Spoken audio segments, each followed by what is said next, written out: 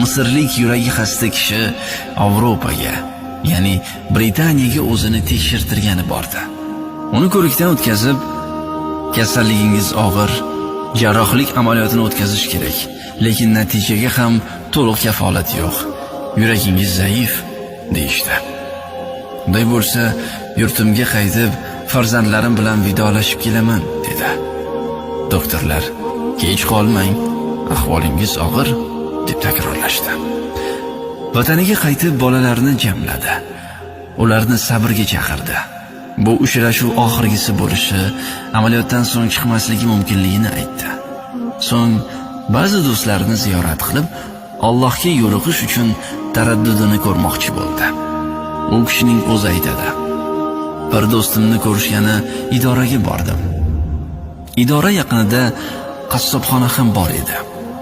Atrofga nazar solib qarasam, bir keksa ayol yerga tushgan va axlat qutisidan go'sht, suyak, yog' parchalarini terib xaltaga solayotgandi. Do'stimga qara dedim. Uning oldiga bordim. Ishidan hayron edim. Nima qilyapsiz dedim. 5 ta kichik yoshli qizlarim bor. 1 yildan beri umuman go'sht yeyishmaydi. Yeyishmasa ham hidini hidlashsin dedim dedi. Uning bu gaplaridan ko'zlarimga yosh keldi. Uni qassobning oldiga olib kirib, bu ayolga har hafta mening hisobimdan go'sht berasiz dedim. Ayol tinmay, yo'q, kerak emas derdi. Har hafta kelib, sizga qancha go'sht kerak bo'lsa, shu yerda olasiz dedim. Menga 1 kilo yetadi dedi. Yo'q, 2 kilo qilib olasiz dedim. Oldindan 1 yillikning pulini to'ladim. Buni ko'rgan ayol haqqimga yig'lab duo qildi. Kayfiyatim ko'tarildi. O'zimni baxtiyor sezdim. Qilgan ishimdan mamnun, qalbimda huzur bilan uyga qaytdim. Meni qizalog'im qarshi oldi. Dadajon, juda xursand ko'rinasiz dedi. Unga voqeani aytib berdim. Qizim aqlli edi.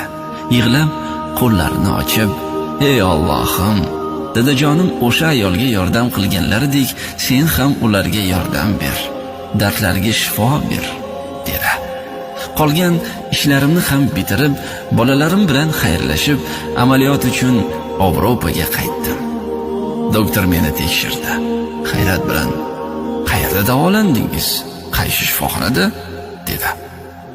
"Nimani nazarda tutyapsiz?" dedim. "Qayerga bordingiz deb so'rayapman. Kim sizni muolaja qildi?" dedi. "Hech qayerga bormadim, farzandlarim bilan xayrlashib qaytdim" dedim.